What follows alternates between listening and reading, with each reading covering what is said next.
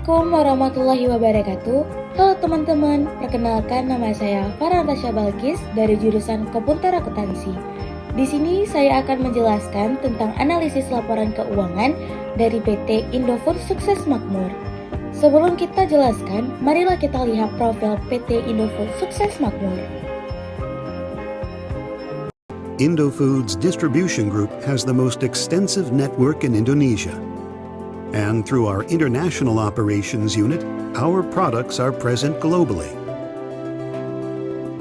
Over time, through many generations, we have nourished people with our products and contributed to the welfare of the society. Throughout all of our operations, we nurture human capital. Kami membangun masa depan dengan merawat hari ini And preserve environmental resources. Indofood Group also contributes in strengthening Indonesia's economy by empowering small and medium enterprises or partners. We foster good relationship with the smallholders to ensure availability and quality raw materials. Not only provide nutritionally enhanced products, Indofood is highly committed to improve the nutrition of the nation. We serve the community by giving free health services for mothers and toddlers, as well as education on nutritional values. Kami selalu dekat di hati. Every day is a different day, as we are getting bigger and better. Kami adalah keluarga. kami adalah teman, Kami adalah profesional. We are Indofood. Baik, setelah kita lihat video profil PT Indofood Sukses Makmur, di sini saya akan menjelaskan apa itu pengertian analisa laporan keuangan. Analisa laporan keuangan adalah proses untuk mengevaluasi laporan keuangan suatu perusahaan agar dapat mengetahui kondisi keuangan, kinerja, dan tren masa depan bisnis. Analisa ini dilakukan dengan cara mengurangi pos-pos laporan keuangan menjadi unit informasi yang lebih kecil, kemudian mempelajari hubungan antara komponen tersebut. Berikut ada jenis-jenis rasio. Yang pertama, rasio likuiditas. Yang kedua, rasio solvabilitas. Yang ketiga, rasio aktivitas. Dan yang terakhir yang keempat adalah rasio profitabilitas. Penjelasan rasio likuiditas. Rasio likuiditas adalah ukuran kemampuan perusahaan atau individu dalam memenuhi kewajiban jangka pendeknya. Rasio likuiditas yang tinggi menunjukkan kemampuan perusahaan yang baik dalam membayar hutang jangka pendek. Penjelasan rasio solvabilitas. Rasio solvabilitas adalah ukuran kemampuan suatu perusahaan untuk membayar kewajiban keuangannya, terutama utang jangka panjang. Rasio ini juga dikenal sebagai leverage ratio. Penjelasan rasio aktivitas. Rasio aktivitas adalah metrik keuangan yang mengukur seberapa efisien perusahaan menggunakan asetnya untuk menghasilkan pendapatan dan keuntungan. Penjelasan rasio profitabilitas. Rasio profitabilitas adalah rasio keuangan yang digunakan untuk mengukur kemampuan perusahaan dalam menghasilkan laba. Rasio ini juga dikenal sebagai rasio rentabilitas. Yang pertama ada current ratio. Aset lancar dibagi dengan liabilitas lancar. Pada tahun 2022, 54 triliun 876 miliar 668 juta dibagi dengan 30 triliun 725 miliar 942 juta. Maka hasilnya adalah 1,78 kali.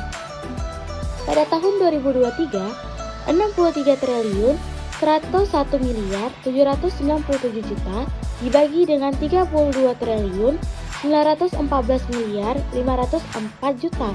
Maka hasilnya adalah 1,9 kali. Jadi, maka pada tahun 2022 dibandingkan dengan kondisi 2023 mengalami kenaikan sebesar 0,13 kali. Yang kedua ada quick ratio. Aset lancar dikurang persediaan dibagi liabilitas lancar. Pada tahun 2022, 54 triliun 876 miliar 668 juta dikurang dengan 16 triliun 517 miliar 373 juta dibagi dengan 30 triliun 725 miliar 942 juta. maka hasil totalnya 1,24 kali. Pada tahun 2023, 63 triliun 101 miliar 797 juta dikurang dengan 15 triliun 213 miliar 497 juta dibagi dengan 32 triliun 914 miliar 504 juta, maka hasilnya 1,45 kali. Maka pada tahun 2022 dibandingkan dengan kondisi 2023 mengalami kenaikan sebesar 0,21 kali. Yang ketiga ada cash ratio. Kas setara kas dibagi dengan liabilitas lancar. Pada tahun 2022, 25 triliun 945 miliar 916 juta dibagi dengan 30 triliun 720 miliar 942 juta, maka hasilnya adalah 0,84 kali. Pada tahun 2023, 28 triliun 575 miliar 968 juta dibagi dengan 32 triliun 914 miliar 504 juta, maka hasilnya adalah 0,86 kali. Maka pada tahun 2022 dibandingkan dengan kondisi 2023 mengalami kenaikan sebesar 0,2 kali. Yang keempat ada working capital to total asset ratio. Aktiva lancar dikurang dengan utang lancar dibagi dengan total aktiva. Pada tahun 2022, 54 triliun 876 miliar 668 juta dikurang dengan 30 triliun 725 miliar 942 juta dibagi dengan 180 triliun 433 miliar 300 juta, maka hasilnya adalah 0,13 kali. Tahun 2023, 63 triliun 101 miliar 797 juta dikurang dengan 32 triliun 914 miliar 504 juta dibagi dengan 186 triliun 587 miliar 957 juta, maka hasilnya adalah 0,16 kali. Maka pada tahun 2022 dibandingkan kondisi 2023 mengalami kenaikan sebesar 0,03 kali. Pertama ada debt to equity ratio. Total liabilitas dibagi dengan total equity. Pada tahun 2022, 30 triliun 725 miliar 942 juta dibagi dengan 93 triliun 623 miliar 38 juta, maka hasilnya adalah 0,32 kali. Tahun 2023, 32 triliun 914 miliar 504 juta dibagi dengan 100 triliun 464 miliar 891 juta, maka hasilnya adalah 0,32 kali. Maka pada tahun 2022 dan 2023 tidak ada perubahan, nilainya tetap stabil. Yang kedua ada debt to total asset ratio. Total hutang dibagi dengan total aktiva. Pada tahun 2022, 30 triliun 735 miliar 942 juta dibagi dengan 54 triliun 876 miliar 668 juta, maka hasilnya adalah 0,56 kali. Pada tahun 2023, 32 triliun 914 miliar 504 juta dibagi dengan 63 triliun 101 miliar 797 juta, maka hasilnya adalah 0,52 kali. Maka pada tahun 2022 dibandingkan dengan kondisi 2023 mengalami penurunan sebesar 0,04 kali.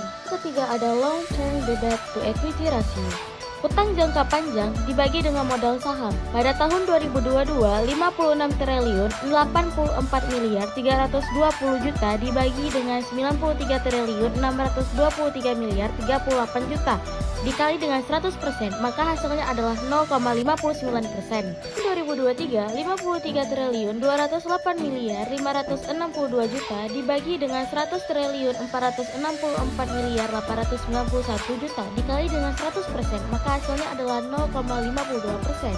Nah, pada tahun 2022 dibandingkan dengan kondisi 2023 mengalami penurunan sebesar 0,07%. 4. Ada tangible asset debt coverage. Jumlah aktiva dikurang intangibles dikurang hutang lancar dibagi hutang jangka panjang. Tahun 2022, 54 triliun 876 miliar 668 juta dikurang dengan 1 triliun 592 miliar 522 juta dikurang dengan 30 triliun 725 miliar 942 juta dibagi dengan 56 triliun 84 miliar 320 dikali dengan 100%, maka hasilnya adalah 0,40%.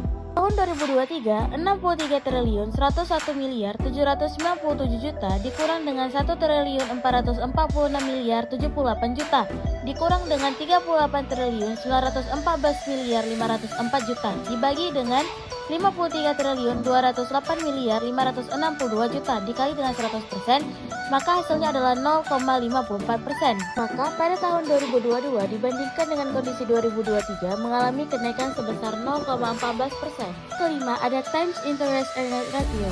EBIT dikurang hutang jangka panjang. Pada tahun 2022, 12 triliun 318 miliar 765 juta dibagi dengan 56 triliun 84 miliar 320 juta dikali dengan 100%, maka hasilnya adalah 0,21%. 2023, 15 triliun 619 miliar 380 juta dibagi dengan 53 triliun 208 miliar 562 juta dikali dengan 100%, maka hasilnya adalah 0,29%. Maka pada tahun 2022 dibandingkan dengan kondisi 2023 mengalami kenaikan sebesar 0,08%. Rasio aktivitas. Yang pertama ada total aset turnover. Penjualan dibagi dengan rata-rata aset tetap dikali 100%. Pada tahun 2022, 110 triliun 830 miliar 272 juta dibagi dengan 47 triliun 410 miliar 528 juta dikali 100%, maka hasilnya adalah 2,33%. Tahun 2023, 111 triliun 703 miliar 611 juta dibagi dengan 47 triliun 295 miliar 92 juta dikali dengan 100%, maka hasilnya adalah 2,36%. Maka pada tahun 2022 dibandingkan dengan kondisi 2023 mengalami kenaikan sebesar 0,03%. Ada receivable turnover, penjualan kredit dibagi dengan piutang rata-rata. Pada tahun 2022, 110 triliun 830 miliar 272 juta dibagi dengan 9 triliun 849 miliar dikali 100%, maka hasilnya adalah 12,3%. Pada tahun 2023, 11 triliun 703 miliar 611 juta dibagi dengan 8 triliun 674 miliar dikali dengan 100%, maka hasilnya adalah 1,34%. Maka pada tahun 2022 dibandingkan dengan kondisi 2023 mengalami kenaikan sebesar 0,03%. Ketiga, ada average collection periode. Piutang rata-rata dikali 360 dibagi dengan penjualan kredit. Pada tahun 2022, 1 kuintillion 620 triliun 152 miliar 820 juta dibagi dengan 110 triliun 830 miliar 272 juta. Hasilnya adalah 14,61 kali. Tahun 2023, 1 kuintillion 561 triliun 320 miliar dibagi dengan 11 triliun 703 miliar 611 juta. Hasilnya adalah 266,80 kali. Maka pada tahun 2022 dibandingkan dengan kondisi tahun 2023 mengalami kenaikan sebesar 237,57 kali. Keempat, ada inventory turnover. Harga pokok penjualan dibagi dengan persediaan. Pada tahun 2022, 10 triliun 640 miliar 348 juta dibagi dengan 16 triliun 517 miliar 373 juta. Maka hasilnya adalah 0,64 kali. Tahun 2023, 11 triliun 273 miliar 970 juta dibagi dengan 15 triliun 213 miliar 497 juta, maka hasilnya adalah 0,74 kali. Maka pada tahun 2022 dibandingkan dengan kondisi 2023 mengalami kenaikan sebesar 0,64 kali. Ada working capital turnover. Penjualan neto dibagi dengan aktiva lancar dikurang dengan hutang lancar. Pada tahun 2022, 110 triliun 830 miliar 272 dibagi dengan 54 triliun 876 miliar 668 juta dikurang 30 triliun 720 miliar 942 juta, maka hasilnya adalah 0,21 kali. Tahun 2023, 111 triliun 703 miliar 611 juta dibagi dengan 63 triliun 101 miliar 797 juta dikurang dengan 32 triliun 914 miliar 504 juta, maka hasilnya adalah 0,27 kali. Maka pada tahun 2022 dibandingkan dengan kondisi 2023 mengalami kenaikan sebesar 0,06 kali. 6. Ada average the inventory. Inventory rata-rata dikali 360 dibagi harga pokok produk. Pada tahun 2022, 16 triliun 517 miliar 373 juta dibagi dengan 10 triliun 640 miliar 348 juta. Maka hasilnya adalah 2 hari. Pada tahun 2023, 15 triliun 213 miliar 497 juta dibagi dengan 11 triliun 273 miliar 970. Maka hasilnya adalah 1 hari. Secara keseluruhan, 2023 menunjukkan performa yang lebih baik dalam hal efisiensi pengelola persediaan dibandingkan 2022. Rasio profitabilitas. Yang pertama ada gross profit margin atau margin laba kotor. Laba kotor dibagi penjualan bersih dikali 100%. Pada tahun 2022, 33 triliun 971 miliar 679 dibagi dengan 110 triliun 830 miliar 272 juta dikali 100%. Maka hasilnya adalah 0,30%.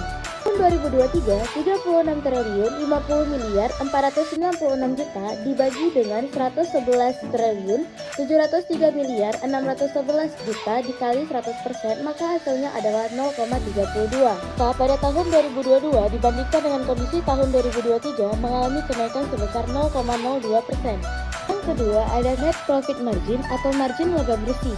Laba setelah pajak dibagi penjualan bersih dikali 100%.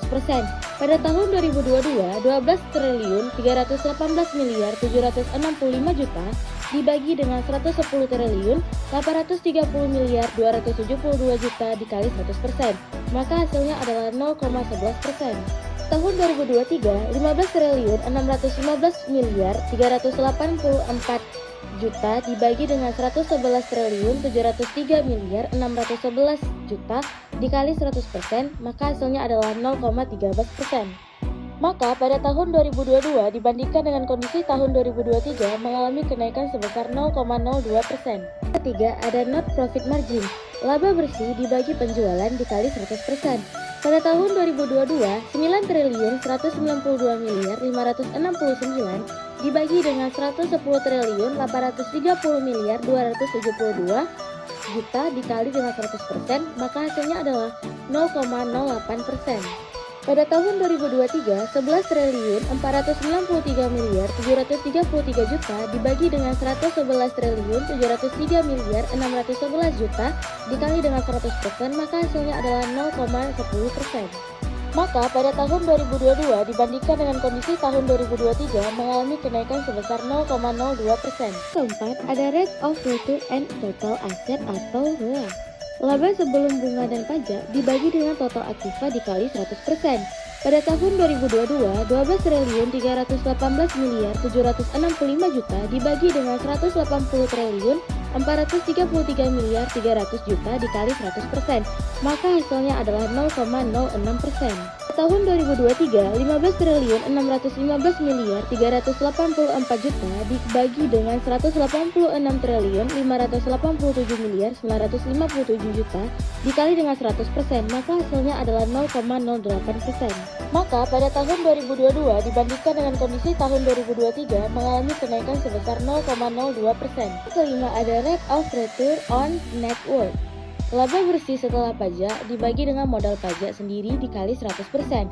Pada tahun 2022, 9 triliun 192 miliar 569 juta dibagi dengan 93 triliun 623 miliar 38 juta dikali dengan 100%, maka hasilnya adalah 0,09%. Pada tahun 2023, 11 triliun 493 miliar 733 dibagi dengan 100 triliun 464 miliar 891 juta dikali dengan 100%, maka hasilnya adalah 0,11%.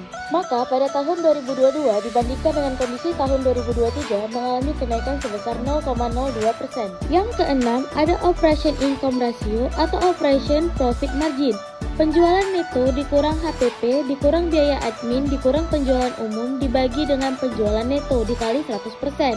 Tahun 2022, 110 triliun 830 miliar 272 juta dikurang 10 triliun 640 miliar 348 juta dikurang dengan 4.648.354 dibagi dengan 110.830.272 dikali dengan 100%, maka hasilnya adalah 0,86%.